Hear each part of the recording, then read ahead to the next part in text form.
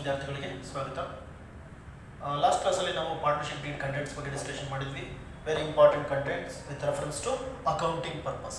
ಅಕೌಂಟಿಂಗಲ್ಲಿ ನಾವು ಯಾವ್ಯಾವುದನ್ನು ಬಳಸ್ತೀವಿ ಅನ್ನೋವಂಥದ್ದನ್ನು ನೋಡ್ತೀವಿ. ಅಂದರೆ ಸಾಕಷ್ಟು ಕಂಟೆಂಟ್ಸ್ ಇರುತ್ತೆ ಪಾರ್ಟ್ನರ್ಶಿಪ್ ಡೀಡಲ್ಲಿ, ಅದರಲ್ಲಿ ವೆರಿ ಇಂಪಾರ್ಟೆಂಟನ್ನು ನೋಡ್ತೀವಿ.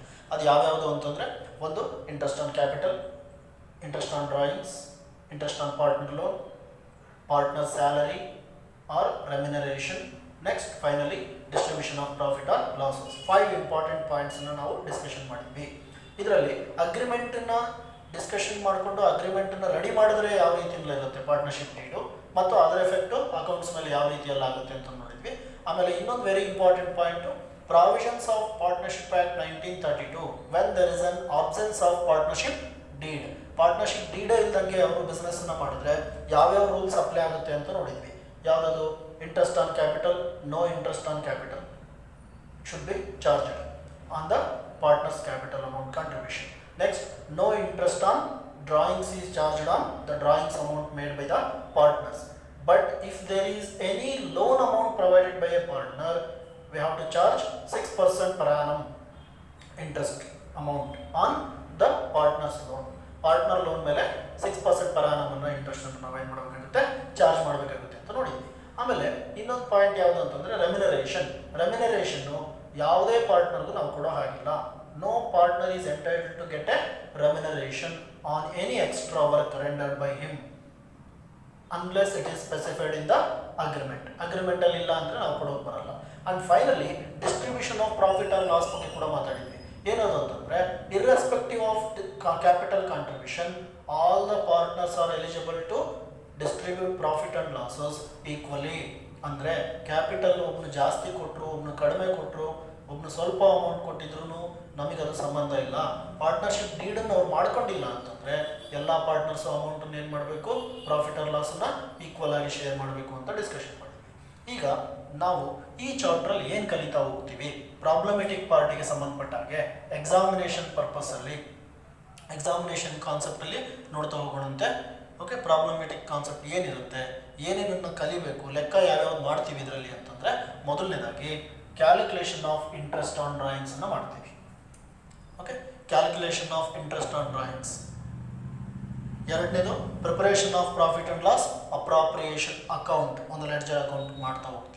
ಮೂರನೇದಾಗಿ maintenance of partners capital accounts. Accounts ಅಂತ ಯಾಕೆ ಬರುತ್ತೆ, ಪಾರ್ಟ್ನರ್ಸ್ ಇಬ್ಬರಿಗಿಂತ ಜಾಸ್ತಿ ಇರ್ತಾರಲ್ವ, ಹಾಗಾಗಿ 2-3 ಕ್ಯಾಪಿಟಲ್ ಅಕೌಂಟ್ಗಳನ್ನು ಮೇಂಟೈನ್ ಮಾಡೋದು ಹೇಗೆ ಬಿಸ್ನೆಸ್ಸಲ್ಲಿ, ಪಾರ್ಟ್ನರ್ಶಿಪ್ಪಲ್ಲಿ ಅನ್ನೋಂತಹ ಬೇಸಿಕ್ ಕಾನ್ಸೆಪ್ಟ್ಸನ್ನು ನಾವಿಲ್ಲಿ ಕಲಿತಾ ಹೋಗ್ತೀವಿ.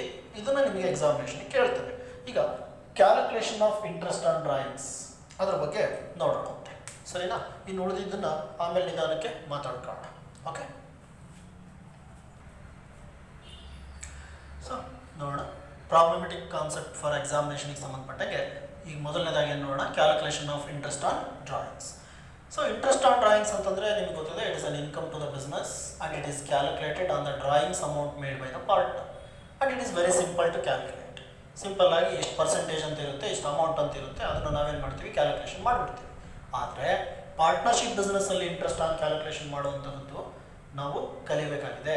ಕಾರಣ ಇಷ್ಟೇ, ಇಲ್ಲಿ ಒಬ್ಬ ಪಾರ್ಟ್ನರು ಒಂದು ಸರ್ತಿ ಅಮೌಂಟನ್ನು ಡ್ರಾಯಿಂಗ್ಸ್ ಮಾಡಲ್ಲ. ಸೋಲ್ ಟ್ರೇಡಿಂಗ್ ಕನ್ಸರ್ನಲ್ಲಾದರೆ ನೀವು ಮುಂಚೆ ಕಲ್ತಿದ್ರಲ್ಲಿ ಒಂದೇ ಸರ್ತಿ ಡ್ರಾಯಿಂಗ್ಸ್ ಮಾಡ್ತಾನೆ. ಆದರೆ ಇಲ್ಲಿ ಒಬ್ಬ ಪಾರ್ಟ್ನರು ಸಾಕಷ್ಟು ಸರ್ತಿ ಡ್ರಾಯಿಂಗ್ಸ್ ಮಾಡ್ತಾನೆ. 1 ಸರ್ತಿ, 2 ಸರ್ತಿ, 3 ಸರ್ತಿ, 4 ಸರ್ತಿ ಮಾಡ್ತಾನೆ. ಕೆಲವು ಸರಿ 10 ಸರಿ ಮಾಡ್ತಾನೆ, ಕೆಲವು ಸರಿ 12 ಸರಿ ಡ್ರಾಯಿಂಗ್ಸ್ ಮಾಡ್ತಾನೆ. ಅಂದರೆ ಪ್ರತಿ ತಿಂಗಳು ಡ್ರಾಯಿಂಗ್ಸ್ ಮಾಡುವಂಥ ಚಾನ್ಸಸ್ ಇರುತ್ತೆ. ಹಾಗಾಗಿ ನಾವಿಲ್ಲಿ ಇಂಟ್ರೆಸ್ಟ್ ಆನ್ ಡ್ರಾಯಿಂಗ್ಸನ್ನು ಬಹಳ ಸರ್ತಿ ಒಬ್ಬ ಪಾರ್ಟ್ನರ್ ಡ್ರಾಯಿಂಗ್ಸ್ ಮಾಡಿದ್ರೆ ಹೇಗೆ ಮಾಡಬೇಕು, ಅದರಲ್ಲಿ ಏನಿದೆ ಸರ್, ಎಲ್ಲ ಕೂಡಿಸ್ಬಿಟ್ಟು ಅಮೌಂಟನ್ನು ಒಂದೇ ಸರ್ತಿಗೆ ಪರ್ಸೆಂಟೇಜ್ ಮಾಡಿದ್ರೆ ಆಗೋಗುತ್ತೆ ಅಂತ ನೀವು ಅಂದ್ಕೊಳ್ತೀರಿ. ಆದರೆ ಹಾಗಾಗಲ್ಲ. ಯಾಕೆ ಅಂತಂದರೆ ಇಲ್ಲಿ ಒಬ್ಬ ಪಾರ್ಟ್ನರು ಒಂದು ಸರ್ತಿ ಡ್ರಾಯಿಂಗ್ಸ್ ಮಾಡಲ್ಲ, ಬಹಳ ಸರ್ತಿ ಡ್ರಾಯಿಂಗ್ಸ್ ಮಾಡೋದು. ಬೇರೆ ಬೇರೆ ಡೇಟಿಗೆ, ಒಂದೇ ಡೇಟಿಗೆ ಅವನು ಡ್ರಾಯಿಂಗ್ಸನ್ನು ಮಾಡಲ್ಲ. ಒಂದು ವರ್ಷದಲ್ಲಿ ಬಹಳ ಬೇರೆ ಬೇರೆ ಡೇಟಿಗೆ ಅವನು ಡ್ರಾಯಿಂಗ್ಸನ್ನು ಮಾಡ್ತಾ ಹೋಗ್ತಾನೆ. ಒಂದು ವರ್ಷದಲ್ಲಿ ಬೇರೆ ಬೇರೆ ಡೇಟಿಗೆ ಡ್ರಾಯಿಂಗ್ಸ್ ಮಾಡುವಂತಹದ್ದು. ಹಾಗಾದರೆ ಒಂದು ವರ್ಷ ಯಾವುದಿದೆ ನಮಗೆ ಅಕೌಂಟಿಂಗಲ್ಲಿ, ಅದು ಯಾವುದದು ಅಕೌಂಟಿಂಗಲ್ಲಿ ನಮಗೆ ಯಾವುದು ಅಕೌಂಟಿಂಗ್ ಇಯರ್ ಆಗುತ್ತೆ. 1 ಇಯರು, 1 ಅಕೌಂಟಿಂಗ್ ಇಯರಲ್ಲಿ ಬಹಳ ಸರ್ತಿ ಡ್ರಾಯಿಂಗ್ಸ್ ಮಾಡ್ತಾನೆ. ಈಗ ನಾನು ಒಂದು ಪಾಯಿಂಟನ್ನು ಹೇಳಿ ಇದ್ರ ಬಗ್ಗೆ ಮುಂದಕ್ಕೆ ಹೋಗಲೇಬೇಕು, ಅದು ಭಾಳ ಇಂಪಾರ್ಟೆಂಟ್. ಏನಪ್ಪ ಅಂತಂದರೆ, ಅಕೌಂಟಿಂಗ್ ಇಯರ್ 2 ಇದಾವೆ, ಒಂದು ಕ್ಯಾಲೆಂಡರ್ ಇಯರು, ಇನ್ನೊಂದು ಯಾವುದಿದೆ ನಮಗೆ ಇಂಡಿಯನ್ ಫೈನಾನ್ಷಿಯಲ್ ಅಕೌಂಟಿಂಗ್ ಇಯರ್ ಇದೆ. ಕ್ಯಾಲೆಂಡರ್ ಇಯರ್ ಜನವರಿಯಿಂದ ಡಿಸೆಂಬರ್ವರೆಗೂ ಸ್ಟಾರ್ಟ್ ಆಗುತ್ತೆ. ಅದು ನೀವು ಫಸ್ಟ್ PUC ಲೆಕ್ಕ ಮಾಡಿದ್ರಿ ಕೆಲವು ಸರಿ. ಇಂಡಿಯನ್ ಫೈನಾನ್ಷಿಯಲ್ ಇಯರ್ ಯಾವಾಗ ಸ್ಟಾರ್ಟ್ ಆಗುತ್ತೆ, ಯಾವಾಗ ಸ್ಟಾರ್ಟ್ ಆಗುತ್ತೆ? ಏಪ್ರಿಲ್ 1ಕ್ಕೆ ಸ್ಟಾರ್ಟ್ ಆಗುತ್ತೆ, ಮಾರ್ಚ್ 31ಕ್ಕೆ ಮುಗಿದೋಗುತ್ತೆ ಅಲ್ವಾ? ಒಂದು ವರ್ಷ ಲೆಕ್ಕ ಮಾಡ್ಬೇಕಾದ್ರೆ ನೀವು ತಗೊಳ್ಬೇಕಾಗಿರೋ ಅಕೌಂಟಿಂಗ್ ಇಯರ್ ಯಾವುದು? ಅಕೌಂಟಿಂಗ್ ಇಯರ್ ಯಾವುದು ಲೆಕ್ಕಕ್ಕೆ ಬಳಸುವಂತಹದ್ದು? ಇಡೀ ಟೋಟಲ್ ನಿಮ್ಮ ಸೆಕೆಂಡ್ PUC ಇದೊಂದೇ ಚಾಪ್ಟರ್ ಅಲ್ಲ, ಪ್ರತಿ ಚಾಪ್ಟರ್ ಮುಂದೆ ಇನ್ನೇನೇ ಮಾಡಿದ್ರು ನಿಮ್ಮ ಅಕೌಂಟಿಂಗ್ ಇಯರು ಏಪ್ರಿಲ್ 1ಗೆ ಸ್ಟಾರ್ಟ್ ಆಗುತ್ತೆ, ಇಲ್ಲಿಂದ 31 ಮಾರ್ಚ್ಗೆ ಕಂಪ್ಲೀಟ್ ಆಗುತ್ತೆ. ಅರ್ಥ ಆಯ್ತಲ್ವಾ? ಸೊ ಏಪ್ರಿಲ್ 1 31 ಮಾರ್ಚ್ಗೆ ಕಂಪ್ಲೀಟ್ ಆಗುತ್ತೆ. ಇದು ನಿಮಗೆ ಒಂದು ವರ್ಷ ಆಗುತ್ತೆ, 12 ಮಂತ್ಸ್ ಗ್ಯಾಪ್ ಆಗುತ್ತೆ. ಈಗ ಒಂದು ಎಕ್ಸಾಂಪಲ್ ಅನ್ನು ನೋಡೋಣ. ಅದು ಹೇಗೆ ತಗೊಳ್ತಾನೆ ಸರ್ ಒಬ್ಬ ಪಾರ್ಟ್ನರ್ ಬೇರೆ ಬೇರೆ ಟೈಪ್ ಡ್ರಾಯಿಂಗ್ಸ್ ಅಂತಂದರೆ, assume the name of A partner is mister X. Mister X ಅನ್ನೋಂಥ ಒಬ್ಬ ಪಾರ್ಟ್ನರ್ ಇದ್ದಾನೆ. ಈ ಮನುಷ್ಯ ಏನು ಮಾಡ್ತಾನೆ ಅಂತಂದರೆ ಬಹಳ ಸರ್ತಿ ಡ್ರಾಯಿಂಗ್ಸನ್ನು ಮಾಡ್ತಾ ಹೋಗ್ತಾನೆ. ಫಾರ್ ಎಕ್ಸಾಂಪಲ್ ಏಪ್ರಿಲ್ 1ನೇ ತಾರೀಕಿಗೆ 5,000 ತಗೊಳ್ತಾನೆ. ಓಕೆ, ನೆಕ್ಸ್ಟು ಮಧ್ಯದಲ್ಲಿ ಒಂದು ಸರ್ತಿ ಡ್ರಾಯಿಂಗ್ಸ್ ಮಾಡ್ತಾನೆ. ಮಧ್ಯದಲ್ಲಿ ಯಾವ ಡ್ರಾಯಿಂಗ್ಸ್ ಮಾಡ್ತಾನೆ ಅಂತಂದರೆ ಮೇ ಬಿ 30/6/2000, ಇದನ್ನು 19 ಅಂದ್ಕೊಳ್ಳೋಣ ಇಯರ್ನ. ಇದು 2020ಕ್ಕೆ ಅಕೌಂಟಿಂಗ್ ಇಯರ್ ಕ್ಲೋಸ್ ಆಗುತ್ತೆ. 30/6/2019ಕ್ಕೆ ಅವನು ಡ್ರಾಯಿಂಗ್ಸನ್ನು ಮಾಡ್ತಾನೆ. ಡೇಟ್ ಸರಿನಾ? ಎಷ್ಟು ರೂಪಾಯಿ ಡ್ರಾಯಿಂಗ್ಸ್ ಮಾಡ್ತಾನೆ ಅಂತಂದರೆ ರುಪೀಸ್ ಬಂದು ಅಮೌಂಟು 5,000ನೇ ಮಾಡ್ತಾನೆ ಅಂತ ಪ್ರತಿ ಸರಿ 5,000ನೇ ತಗೊಳ್ತಾನೆ. ನೆಕ್ಸ್ಟು ಥರ್ಡ್ ಟೈಮ್ ಕೂಡ ಅವನು ವಿತ್ಡ್ರಾ ಮಾಡ್ತಾನೆ. ಥರ್ಡ್ ಟೈಮ್ ಅಮೌಂಟ್ ಎಷ್ಟು ವಿತ್ಡ್ರಾ ಮಾಡ್ತಾನೆ ಅವನು ಅಂತಂದರೆ ಡೇಟು 31/12/2019. 31/12/2019 ಇಲ್ಲಿ ಅಮೌಂಟ್ ಡ್ರಾಯಿಂಗ್ಸ್ ಮಾಡ್ತಾನೆ. ಇಲ್ಲೂ ಕೂಡ ಅಮೌಂಟ್ ಎಷ್ಟು ಡ್ರಾಯಿಂಗ್ಸ್ ಮಾಡ್ತಾನೆ ಅವನು? ಇಲ್ಲೂ 5,000ನೇ ತಗೊಳ್ತಾನೆ. ಅಂದರೆ ಒಬ್ಬ ವ್ಯಕ್ತಿ ಒಬ್ಬ ಪಾರ್ಟ್ನರು ಬಿಸ್ನೆಸ್ನಲ್ಲಿ ಎಷ್ಟು ಸರಿ ಡ್ರಾಯಿಂಗ್ಸ್ ಮಾಡಿದ್ದಾನೆ? ಒಟ್ಟು ದುಡ್ಡನ್ನು 3 ಟೈಮ್ಸ್ ಡ್ರಾಯಿಂಗ್ಸ್ ಮಾಡಿದ್ದಾನೆ. ಒಟ್ಟು ಅಮೌಂಟ್ ಎಷ್ಟು? 15,000 ಡ್ರಾಯಿಂಗ್ಸ್ ಮಾಡ್ತಾನೆ. ಆದರೆ 15,000 ಮೇಲೆ ಟೋಟಲ್ ಪರ್ಸೆಂಟೇಜ್ ಡ್ರಾಯಿಂಗ್ಸ್ ಮಾಡೋಕ್ಕೆ ಬರಲ್ಲ. ಯಾಕೆ ಅಂತಂದರೆ ಏಪ್ರಿಲ್ 1 ಬೇರೆ ಡೇಟು, ಇದು ಬೇರೆ ಡೇಟು, ಇದು ಬೇರೆ ಡೇಟು, ಡೇಟ್ ಬೇರೆ ಬೇರೆ ಇದ್ದಾಗ ಒಟ್ಟಿಗೆ ಡ್ರಾಯಿಂಗ್ಸನ್ನು ಮಾಡೋಕ್ಕೆ ಬರಲ್ಲ. ಆದರೆ ಅಮೌಂಟು 5,000 3 ಟೈಮ್ಸ್ ತೊಗೊಂಡಿದ್ದಾನೆ. ಬಟ್ ನಮ್ಮ ಅಕೌಂಟಿಂಗ್ ಇಯರ್ ಕ್ಲೋಸ್ ಆಗೋದು ಯಾವತ್ತು? 31 ಮಾರ್ಚ್. ನೀವು ವರ್ಷ ಮುಗಿದ ಮೇಲೆ ತಾನೇ ಪರ್ ಆ್ಯನಮ್ ಅಂತ ಹೇಳ್ಬಿಟ್ಟು ಕ್ಯಾಲ್ಕುಲೇಷನ್ ಮಾಡಿ ಇಂಟ್ರೆಸ್ಟ್ ಕೊಡ್ತೀರಿ. ಓಕೆ, ಸೊ ಮಾರ್ಚ್ 31 2020ಗೆ ನೀವು ಏನು ಕ್ಯಾಲ್ಕುಲೇಷನ್ ಮಾಡಬೇಕು? ಇಂಟ್ರೆಸ್ಟನ್ನು ಕ್ಯಾಲ್ಕುಲೇಷನ್ ಮಾಡಬೇಕು. ಅಂದರೆ ಒಂದು ವರ್ಷಕ್ಕೊಂದು ಸರ್ತಿ ಅಲ್ಲ ನಾವು ಬಡ್ಡಿ ಕೊಡೋದು. ಹಾಗಾಗಿ ಸರಿ, ಈಗ ನಿಮಗೆ ಇಂಟ್ರೆಸ್ಟ್ ಆನ್ ಡ್ರಾಯಿಂಗ್ಸು 5,000 ಮೇಲೆ ಎಷ್ಟು, ಈ 5,000 ಮೇಲೆ ಎಷ್ಟು, ಥರ್ಡ್ ಟೈಮ್ ಡ್ರಾಯಿಂಗ್ಸ್ ಮಾಡಿದ ಮೇಲೆ ಎಷ್ಟು? ಒಟ್ಟಿಗೆ ಮಾಡೋಕ್ಕೆ ಬರಲ್ಲ. ಒಟ್ಟಿಗೆ ಮಾಡಬೇಕು ಅಂದರೆ ಒಂದೇ ದಿವಸ ಡ್ರಾಯಿಂಗ್ಸ್ ಮಾಡಿರಬೇಕು. ಅಮೌಂಟನ್ನ ಒಂದೇ ದಿವಸ ಡ್ರಾಯಿಂಗ್ಸ್ ಮಾಡಿದಾನ? ಇಲ್ಲ. ಬೇರೆ ಬೇರೆ ಡೇಟ್ ಇರೋದ್ರಿಂದ ಬೇರೆ ಬೇರೆ ಟೈಮಲ್ಲಿ ಸಪ್ರೇಟಾಗಿ ನಾವು ಇಂಟ್ರೆಸ್ಟನ್ನು ಕ್ಯಾಲ್ಕುಲೇಷನ್ ಮಾಡ್ತೀವಿ. ಯಾವುದು? Partner X. ಇದೇನಿದು? ಇದು drawings amount 5,000 and you need to calculate what?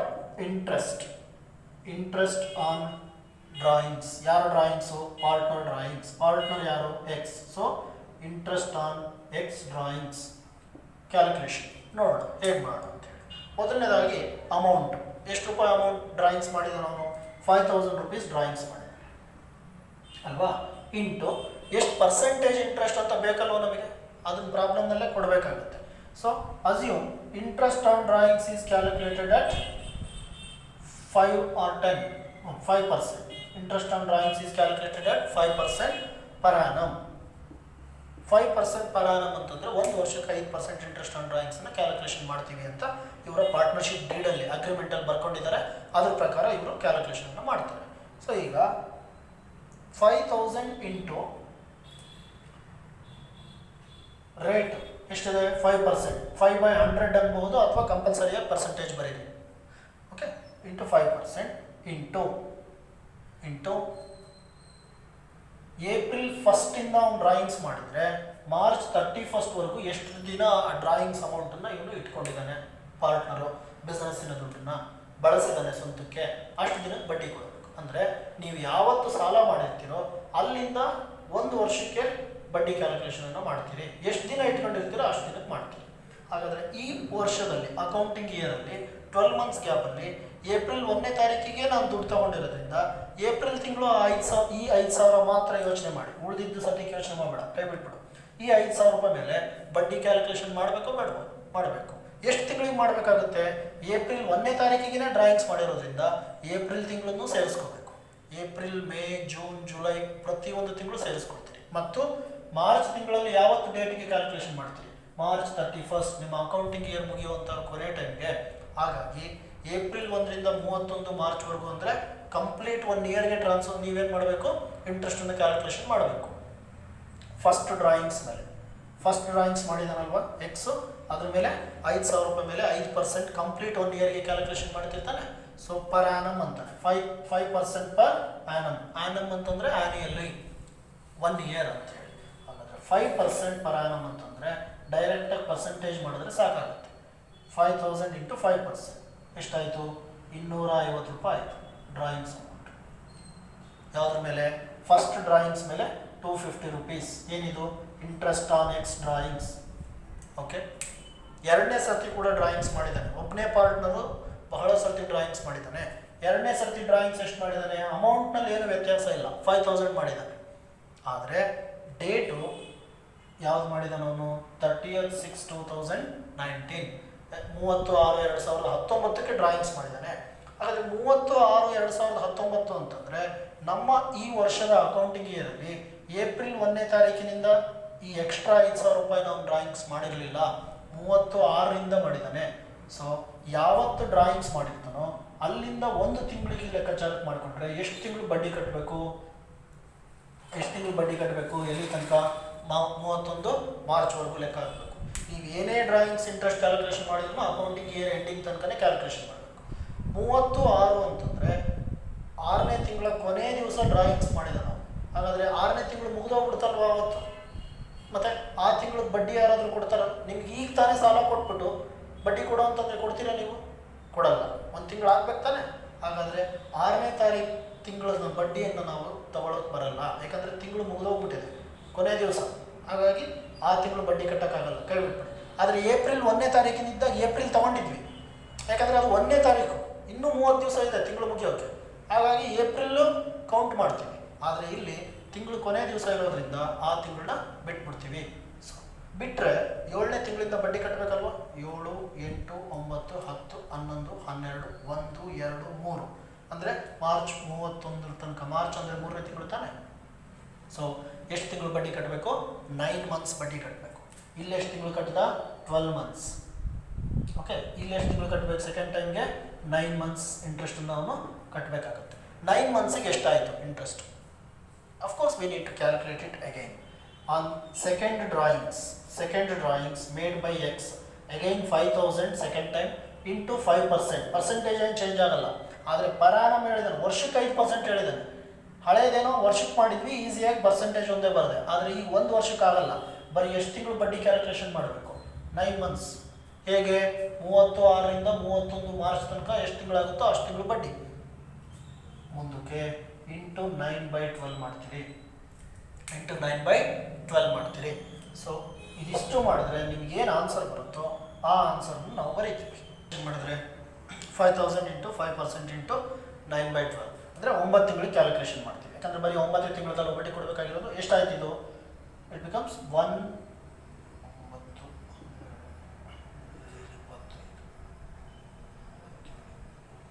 Okay, near 187.50. Okay, 187 ರೂಪಾಯಿನೋ ಕೊಡಬೇಕಾಗುತ್ತೆ ನಾವು. ಅಂದರೆ 3 ತಿಂಗಳು ಬಡ್ಡಿ ಕಡಿಮೆ ಕೊಡ್ತಾನೆ, 9 ತಿಂಗಳಿಗೆ ಕೊಡ್ತಾನೆ. ಸೊ ನೆಕ್ಸ್ಟು ಅದೇ ರೀತಿಯಲ್ಲಿ ಇನ್ನೊಂದಿದೆ ಅಲ್ವಾ. ಸೊ ಅದೇ ರೀತಿಯಲ್ಲಿ ಇನ್ನೊಂದು ಪಾಯಿಂಟ್ ಇದೆ. ಇನ್ನೊಂದೇನು ಅಂತಂದರೆ 3ನೇ ಸರ್ತಿ ಅವನು ಡ್ರಾಯಿಂಗ್ಸ್ ಮಾಡಿದ್ದಾನೆ, 31/12 ಮಾಡಿದ್ದಾನೆ. ಹಾಗಾದರೆ ಥರ್ಡ್ ಡ್ರಾಯಿಂಗ್ಸ್ ಮೇಲೆ ಇಂಟ್ರೆಸ್ಟನ್ನು ನಾವು ಕ್ಯಾಲ್ಕುಲೇಷನ್ ಮಾಡಿದ್ರೆ ಥರ್ಡ್ ಟೈಮ್ 5,000 ತೊಗೊಂಡಿದ್ದಾನೆ, ಇಂಟು 5% ಮಾಡ್ತೀವಿ. ಆದರೆ 12 ಅಂದರೆ ಡಿಸೆಂಬರಿಂದ ಮಾರ್ಚ್ವರೆಗೂ, ಡಿಸೆಂಬರ್ ಬಿಟ್ಟು ಕೌಂಟ್ ಮಾಡ್ಬೇಕು ತಾನೆ. 31 ಮುಗಿದೋಯ್ತಲ್ಲ, 3 ತಿಂಗಳಾಗುತ್ತೆ. ಸೊ 3/12 ಅದು 3 ತಿಂಗಳಿಗೆ ಎಷ್ಟಾಗುತ್ತೆ ಬಡ್ಡಿ? 3 ತಿಂಗಳಿಗೆ ಎಷ್ಟಾಗುತ್ತೆ ಅಂತಂದರೆ ಇಲ್ಲಿ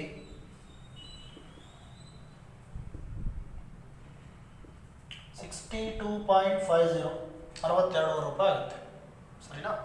ಈ ರೀತಿಯಲ್ಲಿ ನಾವು ಬಡ್ಡಿಯನ್ನು ಕ್ಯಾಲ್ಕುಲೇಷನ್ ಮಾಡ್ತೀವಿ. ಅಂದರೆ ಒಬ್ಬನೇ ಪಾರ್ಟ್ನರು ಇಂಟ್ರೆಸ್ಟ್ ಆನ್ ಡ್ರಾಯಿಂಗ್ಸನ್ನು 1% ಬೇಸ್ ಆಗಿಟ್ಕೊಂಡು ಏನು ಮಾಡಿದ್ದಾನೆ, ಇಲ್ಲಿ 3 ಸರ್ತಿ ಡ್ರಾಯಿಂಗ್ಸ್ ಮಾಡಿದ್ದಾನೆ. ಆದರೆ ಬೇರೆ ಬೇರೆ ಡೇಟ್ಗೆ ಡ್ರಾಯಿಂಗ್ಸ್ ಮಾಡಿದ್ದಾನೆ. ಪರ್ಸೆಂಟೇಜನ್ನು ಒಂದೇ ಇಟ್ಕೊಂಡ್ರು 1 ವರ್ಷಕ್ಕೆ ಕ್ಯಾಲ್ಕುಲೇಷನ್ ಮಾಡೋಕ್ಕೆ ಬರಲ್ಲ. 1 ವರ್ಷಕ್ಕಿದ್ದಾಗ 1 ಇಯರ್ಗೆ, 9 ಮಂತ್ಸ್ ಇದ್ದಾಗ 9 ಮಂತ್ಸ್ಗೆ, 3 ಮಂತ್ಸ್ ಇದ್ದಾಗ 3 ಮಂತ್ಸ್ಗೆ. ಅಂದರೆ ಎಷ್ಟು ತಿಂಗಳು ಬಡ್ಡಿ ಕೊಡ್ತೀವೋ ಅಷ್ಟು ತಿಂಗಳಿಗೆ ಬಡ್ಡಿ ಕ್ಯಾಲ್ಕುಲೇಷನನ್ನು ಮಾಡ್ತೀವಿ. ಸೊ ಸಪ್ರೇಟ್ ಇಂಟ್ರೆಸ್ಟನ್ನು ಕ್ಯಾಲ್ಕುಲೇಷನ್ ಮಾಡಿದ್ವಿ. ಎಲ್ಲದನ್ನೂ ಕೂಡಿಸಿದ್ರೆ ಟೋಟಲ್ ಇಂಟ್ರೆಸ್ಟ್ ಆನ್ ಡ್ರಾಯಿಂಗ್ಸ್ ಬರುತ್ತೆ ಒಬ್ಬ ಪಾರ್ಟ್ನರ್ದು, ಟೋಟಲ್ ಇಂಟ್ರೆಸ್ಟ್ ಆನ್ ಡ್ರಾಯಿಂಗ್ಸ್. ಹಾಗಾದರೆ ಟೋಟಲ್ ಇಂಟ್ರೆಸ್ಟ್ ಆನ್ ಡ್ರಾಯಿಂಗ್ಸ್ ಎಷ್ಟು ಬಂತು, ಇವು ಮೂರನ್ನು ಟೋಟಲ್ ಮಾಡಿದ್ರೆ ನಮಗೆ ಸಿಗ್ತಾ ಹೋಗುತ್ತೆ. ಒಟ್ಟು ಎಷ್ಟಾಗುತ್ತೆ, 500 ರೂಪಾಯಿ ಆಗುತ್ತೆ. 500 ರೂಪಾಯಿ ಅವ್ನು ಬಡ್ಡಿ ಕಟ್ಟಬೇಕು ಒಂದು ವರ್ಷಕ್ಕೆ. ಮೊದಲನೇ ಸಾಲದ ಮೇಲೆ 1 ವರ್ಷಕ್ಕೆ, ಎರಡನೇ ಸಾಲದ ಮೇಲೆ ಅಂದರೆ ಡ್ರಾಯಿಂಗ್ಸ್ ಮೇಲೆ 9 ತಿಂಗಳಿಗೆ, ಮೂರನೇದ್ರ ಮೇಲೆ 3 ತಿಂಗಳಿಗೆ, ಒಟ್ಟಾರೆಯಾಗಿ 500 ರೂಪಾಯಿ ಬಡ್ಡಿ ಕಟ್ತಾನೆ ಅವನು. ಯಾರು? Interest on X drawings. Total interest on X drawings is 500 rupee. Separate ಮಾಡಿದ್ದೀವಲ್ವ ಸರ್? ಹಾಗಾದರೆ ಇನ್ನೂ ಒಂದು 4-5 ಸರಿ ತಗೊಂಡ್ರೆ ಇನ್ನೂ ಒಂದು 4-5 ಸರಿ ಮಾಡಬೇಕು, ಸಪ್ರೇಟ್ ಆಗಿ.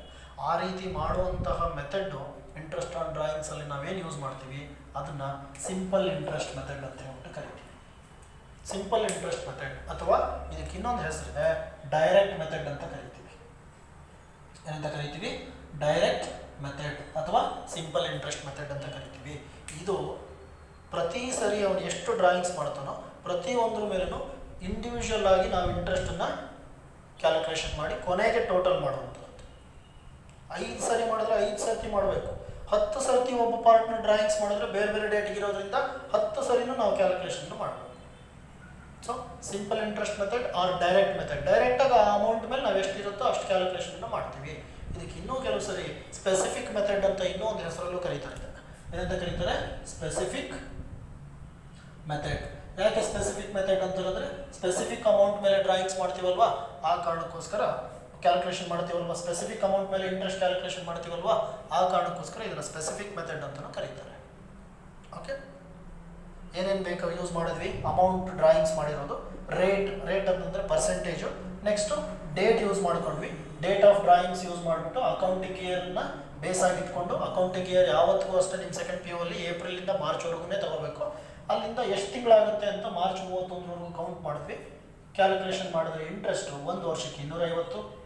ಓಕೆ, ನೆಕ್ಸ್ಟು 9 ತಿಂಗಳಿಗೆ 187ವರೆ, 3 ತಿಂಗಳಿಗೆ ಕೊನೆಗೆ 62ವರೆ ಬಂತು. Drawings 1 interest, drawings 2 interest, drawings 3 interest calculation ಮಾಡಿದ್ರೆ ಟೋಟಲ್ 500 ರೂಪಿ ಇಂಟ್ರೆಸ್ಟನ್ನು ಕಟ್ತಾನೆ. ಈ ರೀತಿಯಾಗಿ ಸಪ್ರೇಟ್ ಅಮೌಂಟ್ ಮೇಲೆ ಕ್ಯಾಲ್ಕುಲೇಷನ್ ಮಾಡೋದನ್ನು ಸಿಂಪಲ್ ಇಂಟ್ರೆಸ್ಟ್ ಮೆಥಡ್ ಅಥವಾ ಡೈರೆಕ್ಟ್ ಮೆಥಡ್ ಅಥವಾ ಸ್ಪೆಸಿಫಿಕ್ ಮೆಥಡ್ ಅಂತ ಕರಿತೀವಿ. ಇದನ್ನು ಎಕ್ಸಾಮಿನೇಷನ್ಗೆ ಕೇಳ್ತಾರೆ ಸರ್, ಬಟ್ ಕ್ಯಾಲ್ಕುಲೇಷನ್ ಮಾಡೋ ಮೆಥಡ್ ಇಂಪಾರ್ಟೆಂಟು. ಇದನ್ನು ಎಕ್ಸಾಮಿನೇಷನ್ಗೆ ನಿಮಗೆ ಕೇಳಲ್ಲ. ಯಾಕೆಂತಂದರೆ ಇದನ್ನು ಕೇಳಿದ್ರೆ ಈಸಿಯಾಗಿ ಎಲ್ಲರೂ ಕೂಡ ಕಲಿಯುವಂತಹದ್ದೇ ಆಗುತ್ತಲ್ವಾ. ಹಾಗಾಗಿ ಇದರಲ್ಲಿ ಅಂಥ ವಿಶೇಷ ಏನಿಲ್ಲ. ಸಿಂಪಲ್ ಇಂಟ್ರೆಸ್ಟ್ ಮೆಥಡನ್ನು ನಿಮಗೆ ಎಕ್ಸಾಮಿನೇಷನ್ಗೆ ಕೇಳಲ್ಲ. ಕ್ಲಿಯರ್? ಬಟ್ ತಿಳ್ಕೋಬೇಕು ಹಂಗಂದ್ರೆ ಏನು ಅಂತ ಹೇಳ್ಬಿಟ್ಟು. ಮತ್ತು ಯಾವ್ದು ಕೇಳ್ತಾರೆ ಎಕ್ಸಾಮಿನೇಷನ್ಗೆ? ಶಾರ್ಟ್ಕಟ್ ಮೆಥಡ್ ಅಥವಾ ಆವರೇಜ್ ಪೀರಿಯಡ್ ಮೆಥಡನ್ನು ಕೇಳ್ತಾರೆ. ಈಗ ಇದನ್ನು ಕಾನ್ಸೆಪ್ಟ್ ತಿಳ್ಕೊಂಡ್ರೆ ನೆಕ್ಸ್ಟ್ ಕ್ಲಾಸಲ್ಲಿ ಶಾರ್ಟ್ಕಟ್ ಮೆಥಡ್ ಅಥವಾ ಆವರೇಜ್ ಪೀರಿಯಡ್ ಮೆಥಡ್ ಅಂದರೆ ಏನು ಅಂತ ಹೇಳ್ತೀವಿ. ಅದಾದಮೇಲೆ ಪ್ರಾಡಕ್ಟ್ ಮೆಥಡ್, ಇವೆರಡನ್ನೂ ಎಕ್ಸಾಮಿನೇಷನ್ಗೆ ಕೇಳ್ತಾರೆ. ಬಹಳ ಇಂಪಾರ್ಟೆಂಟು. ಈ ಶಾರ್ಟ್ಕಟ್ ಮೆಥಡ್ ಮತ್ತು ಆವರೇಜ್ ಪೀರಿಯಡ್ ಮೆಥಡ್ ಏನಪ್ಪ ಅಂತಂದರೆ, ಇದೇ ಡ್ರಾಯಿಂಗ್ಸ್ ಅಮೌಂಟನ್ನು ನಾವು ಸಪ್ರೇಟ್ ಮಾಡೋ ಬದಲು ಒಂದು ಶಾರ್ಟ್ಕಟ್ ಆಗಿ ಒಂದು ಸಣ್ಣ ಫಾರ್ಮುಲಾವನ್ನು ಯೂಸ್ ಮಾಡಿದ್ರೆ ನಾವು ಈಸಿಯಾಗಿ ಸೇಮ್ ಅಮೌಂಟ್ 500 ತೊಗೊಂಡ್ಬಿಡ್ಬೋದು. 500 ರೂಪೀಸ್ ಅಂತ ಹೇಳ್ಬಿಟ್ಟು. ಸೊ ಅದು ಶಾರ್ಟ್ಕಟ್ ಮೆಥಡ್ ಅಥವಾ ಆವರೇಜ್ ಪೀರಿಯಡ್ ಮೆಥಡ್. ಇಲ್ಲೊಂದು ಫಾರ್ಮುಲಾ ಬರುತ್ತೆ, ಆ ಫಾರ್ಮುಲಾವನ್ನು ಯೂಸ್ ಮಾಡ್ತೀವಿ. ನೆಕ್ಸ್ಟು ಬೇರೆ ರೀತಿಯಾಗಿ ಕೂಡ ಇಂಟ್ರೆಸ್ಟನ್ನು ಕ್ಯಾಲ್ಕುಲೇಷನ್ ಮಾಡ್ಬೋದು. ಪಾರ್ಟ್ನರ್ ಡ್ರಾಯಿಂಗ್ಸ್ ಮಾಡಿರೋದನ್ನು ಪ್ರಾಡಕ್ಟ್ ಮೆಥಡ್ ಅಂತ ಕರಿತೀವಿ. ಅಂದರೆ 3 ಮೆಥಡ್, ಪ್ರತಿ ಸರಿ ಮಾಡೋದು ಅಥವಾ ಒಂದು ಫಾರ್ಮುಲಾ ಯೂಸ್ ಮಾಡೋದು. ಪ್ರಾಡಕ್ಟ್ ಮೆಥಡಲ್ಲಿ ಒಂದು ಟೇಬಲನ್ನು ಯೂಸ್ ಮಾಡ್ತೀವಿ ಮತ್ತು ಇನ್ನೂ ಒಂದು ಫಾರ್ಮುಲಾ ಬರುತ್ತೆ ಇಲ್ಲಿ, ಅವನು ಯೂಸ್ ಮಾಡ್ತೀವಿ. ಎರಡರಲ್ಲಿ ಯಾವುದಾದ್ರೂ ಒಂದನ್ನು ಎಕ್ಸಾಮಿನೇಷನ್ಗೆ ಕೇಳ್ತಾರೆ. ಎಷ್ಟು ಮಾರ್ಕ್ಸಿಗೆ ಕೇಳ್ತಾರೆ? ಯಾವ ಸೆಕ್ಷನಲ್ಲಿ ಕೇಳ್ತಾರೆ ಅಂತಂದರೆ ಸೆಕ್ಷನ್ C ಕೇಳ್ತಾರೆ. ನಿಮಗೆ 6 ಮಾರ್ಕ್ಸ್ಗೆ ಪ್ರಾಬ್ಲಮಲ್ಲಿ ಕೇಳ್ತಾರೆ. ಎಕ್ಸಾಮಿನೇಷನ್ ಆ್ಯನ್ಯುವಲಲ್ಲಿ ಎಷ್ಟು ಮಾರ್ಕ್ಸ್ಗೆ? 6 ಮಾರ್ಕ್ಸ್ಗೆ ಕೇಳ್ತಾರೆ. ಹಾಗಾಗಿ ಶಾರ್ಟ್ಕಟ್ ಮೆಥಡ್ ಮತ್ತು ಆವರೇಜ್ ಪೀರಿಯಡ್ ಮೆಥಡ್ ಅಂದರೆ ಏನು, ಅದರ ಫಾರ್ಮುಲಾ ಏನು, ಜೊತೆಗೆ ಪ್ರಾಡಕ್ಟ್ ಮೆಥಡ್ ಅಂದರೆ ಏನು, ಅದರ ಫಾರ್ಮುಲಾಸ್ ಯಾವ್ಯಾವು ಅನ್ನುವಂಥದ್ದನ್ನು ಮುಂದಿನ ತರಗತಿಯಲ್ಲಿ ಕಲಿತಾ ಹೋಗೋಣ. ಈಗ ಇಷ್ಟು ನಿಮ್ಮ ಪ್ರಾಬ್ಲಮೆಟಿಕ್ ಪಾರ್ಟಿಗೆ ಸಂಬಂಧಪಟ್ಟಂತೆ ಕಾನ್ಸೆಪ್ಟ್ ಹೇಳಿದ್ದೀನಿ. ನೆಕ್ಸ್ಟ್ ಕ್ಲಾಸಲ್ಲಿ ನಾನು ನಿಮಗೆ ಶಾರ್ಟ್ಕಟ್ ಮೆಥಡ್ ಅಥವಾ ಆವರೇಜ್ ಪೀರಿಯಡ್ ಮೆಥಡ್ ಬಗ್ಗೆ ಕ್ಲಾಸಸ್ಸನ್ನು ಮಾಡ್ತಾ ಹೋಗ್ತೀನಿ. ಪ್ರಾಬ್ಲಮ್ಸನ್ನು ಸಾಲ್ವ್ ಮಾಡೋಂತೆ. ಕ್ಲಿಯರ್? ಓಕೆ, ಅಷ್ಟರೊಳಗಡೆ ನೀವೀಗ ಏನು ಮಾಡ್ತೀರಿ ಅಂತಂದರೆ ಒಂದು ಎಕ್ಸಸೈಸ್ ಜೋಡಿಸ್ಕೊಳ್ಳಿ, ಒಂದು ಕ್ಯಾಲ್ಕುಲೇಟರ್ ಜೋಡಿಸ್ಕೊಳ್ಳಿ. ಅರ್ಥ ಆಗ್ತಿದೆ ಅಲ್ವಾ? ಸದ್ಯಕ್ಕೆ ಸ್ಕೇಲಿನ ಅವಶ್ಯಕತೆ ಇಲ್ಲ, ಬಂದಾಗ ನಾನು ನಿಮಗೆ ಹೇಳ್ತೀನಿ. Okay, thank you very much.